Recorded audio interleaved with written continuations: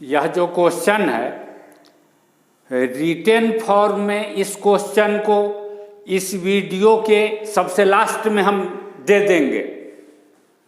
जो लिखा हुआ वाला पढ़ना चाहेगा जो स्टूडेंट, वीडियो के लास्ट में दे देंगे। अभी हम क्वेश्चन क्या कह रहा है मुंह से बोल करके समझाते हैं। यह जो दिखाई पड़ रहा है यह ऐसे, यह पैराबोला है। इस पैराबोला का इक्वेशन दे रहा है y² = 12x। यह जो ऐसे दिखाई पड़ रहा है, लगता है कि जैसे सर्किल को दबा दिया गया हो तो ऊपर नीचे थोड़ा कम हो गया और दोनों साइड में थोड़ा बढ़ गया, ऐसा टाइप का यह आकृति है एलिप्स का। इसका इक्वेशन दिया हुआ है x² / 6 + y² / 3 = 1। इसको हम 1 नंबर मान लेते हैं, पैराबोला के इक्वेशन को हम 2 नंबर मान लेते हैं। अब हमको कह रहा है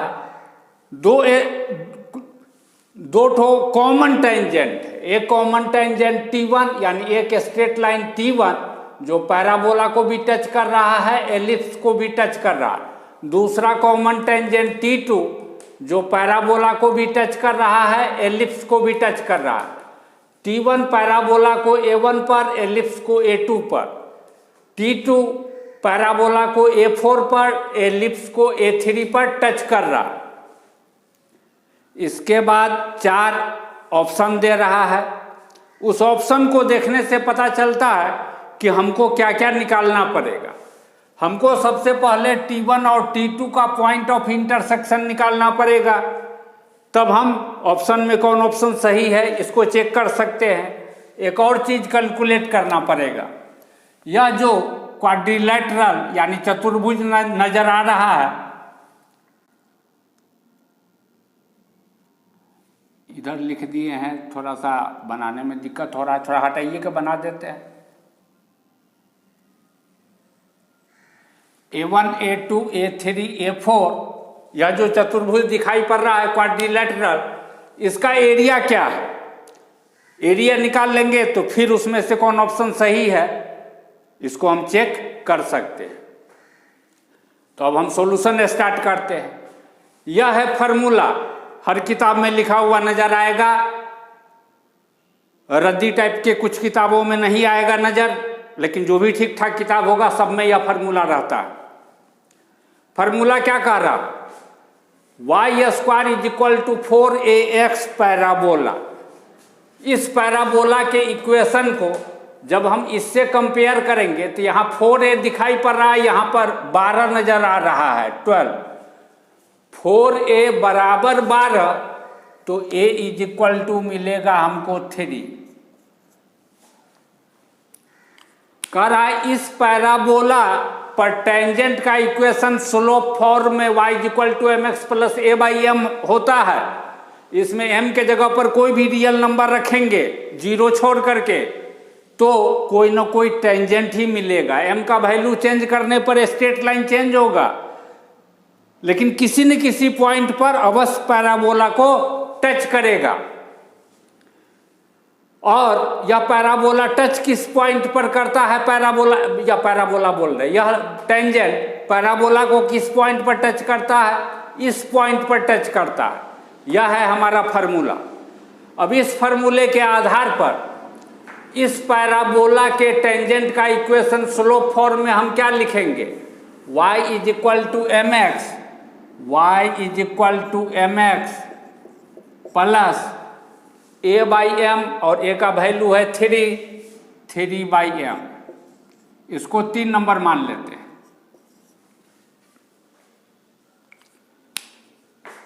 और पॉइंट ऑफ कांटेक्ट यह होता है, यह तो दिमाग में है, ठीक है। बाद में इसका यूज करके हम A1 और A4 पॉइंट निकालेंगे। जब m हमको मिल जाएगा तब A1 और A4 पॉइंट का कोऑर्डिनेट इसी का यूज करके हम निकालेंगे। फार्मूला है y = mx + c touches the ellipse x square by a square plus y square by b square is equal to 1 if c square is equal to a square m square plus b square. इस line को यदि हम इस line से compare करें तो सी के जगह पर 3/m नजर आ रहा है। सी के जगह पर क्या नजर आ रहा है? सी के जगह पर 3/m। इस एलिप्स के इक्वेशन को इस एलिप्स के इक्वेशन से कंपेयर करने पर ए स्क्वायर के जगह पर 6, बी स्क्वायर के जगह पर 3, ए स्क्वायर के जगह पर 6 और बी स्क्वायर के जगह पर 3। अब यह जो पैराबोला का टेंजेंट है यह एलिप्स को कब टच करेगा? जब यह कंडीशन फुलफिल होगा। और यह कंडीशन फुलफिल होगा का मतलब क्या है कि सी स्क्वायर यानी 3/m का स्क्वायर, 3/m का square is equal to a square m square यानी 6m स्क्वायर जोड़ बी स्क्वायर यानी 3। जब इतना इतना के बराबर होगा तब यह पैराबोला का टेंजेंट एलिप्स को भी टच करेगा। This implies 9/m square is equal to 6m square plus 3। m square को इधर ले जाते हैं तो क्या हो जाएगा? 9 is equal to 6m4 plus 3m square. 6m4 plus 3m square. 3 सब में कॉमन है, 3 कॉमन लेके काट के हटा देते हैं, बाकी जो बचता है राइट साइड और पहले राइट साइड को ही लिख देते हैं तो हमको दिखाई पड़ेगा 2m4 प्लस m स्क्वायर और 3 से इसको काटे तो 3 राइट साइड ले गए -3 इज इक्वल टू 0। अब इसको हम फैक्टराइज करते हैं, नीचे तो जगह लग नहीं रहा है, अच्छा लिखते हैं, एक लाइन लिखते हैं।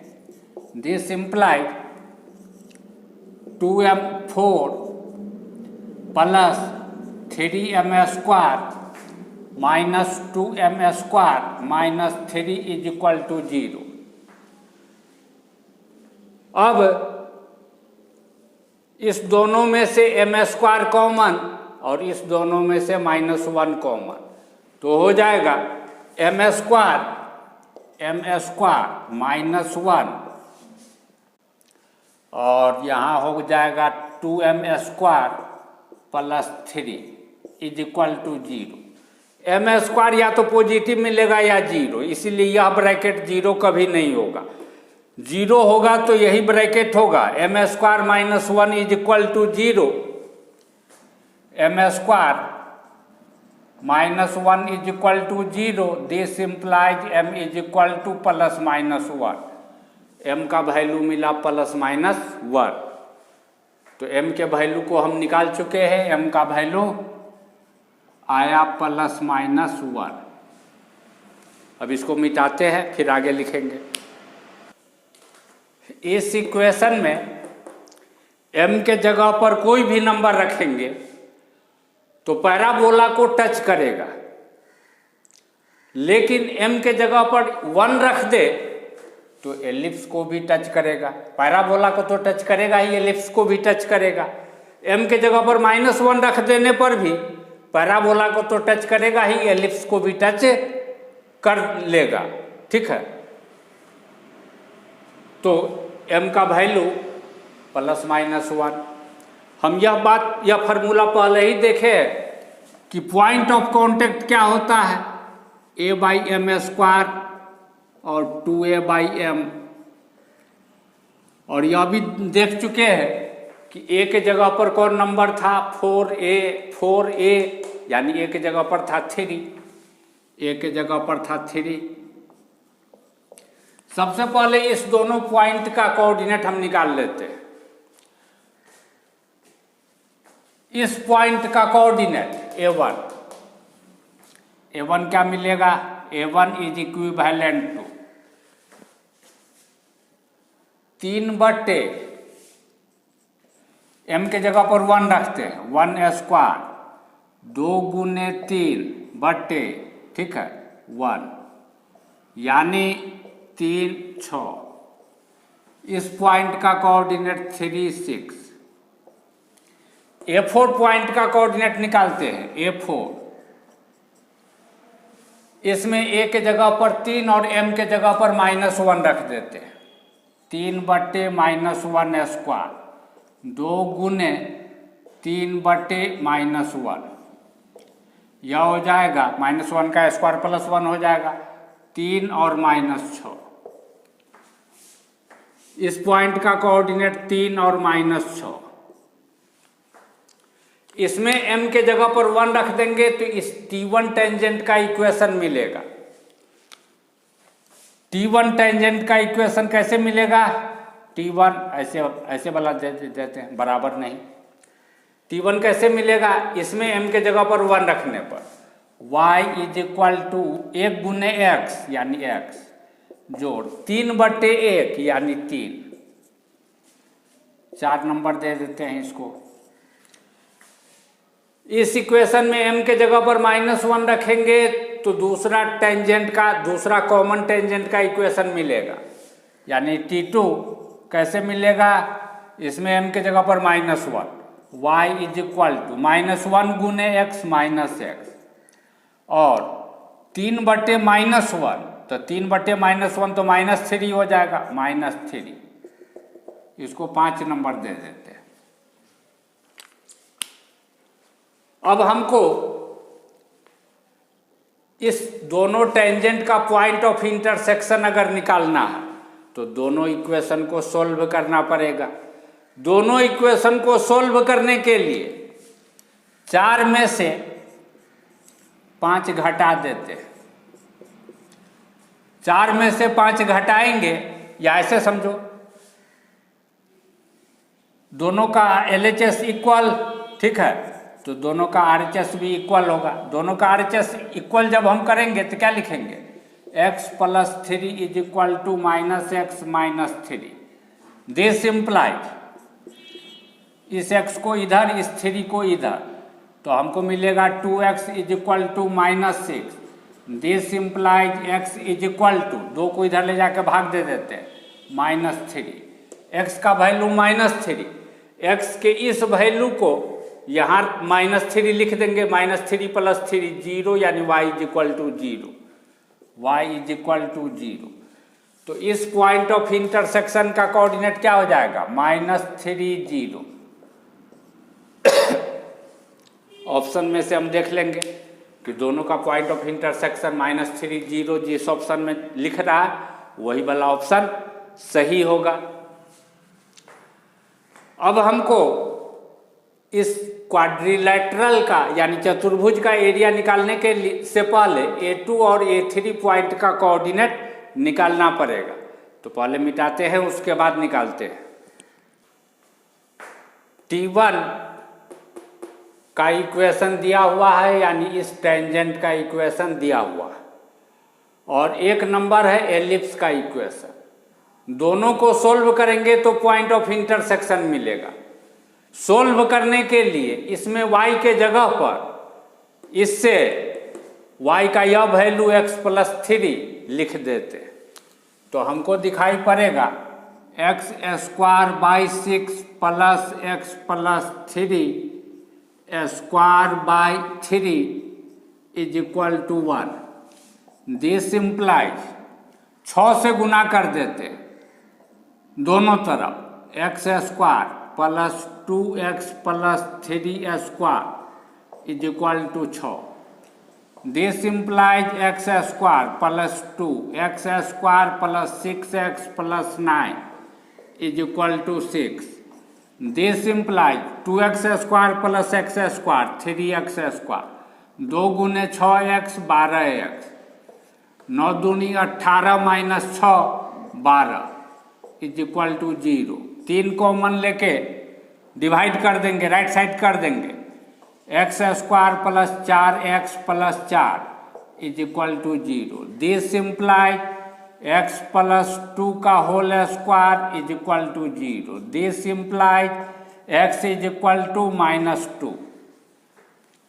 x कोऑर्डिनेट मिला -2, y कोऑर्डिनेट निकालने के लिए चूंकि 1 को और 4 को सोल्व कर रहे हैं तो 4 में x के जगह पर जब -2 रख देंगे, -2 तो -2 जोड़ 3 +1 मिलेगा, y इज इक्वल टू +1। तो A2 पॉइंट का कोऑर्डिनेट हो जाएगा -2 1 -2 1।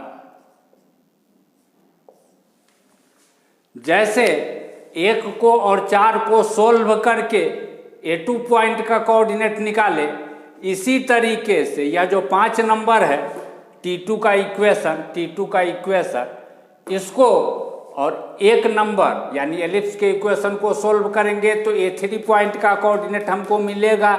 जो मिलेगा उसको हम लिख देते हैं डायरेक्ट। यह मिलेगा -2 -1। चारों पॉइंट का कोऑर्डिनेट हम निकाल चुके हैं। अब area of quadrilateral A1 A2 A3 A4 हम निकालेंगे, लेकिन उससे पहले इसको जरा मिटाएंगे। फिगर जो हाथ से खींचा जाता है, चाहे हम खींचे चाहे कोई स्टूडेंट खींचे, टेढ़ा मेढ़ा हो सकता है।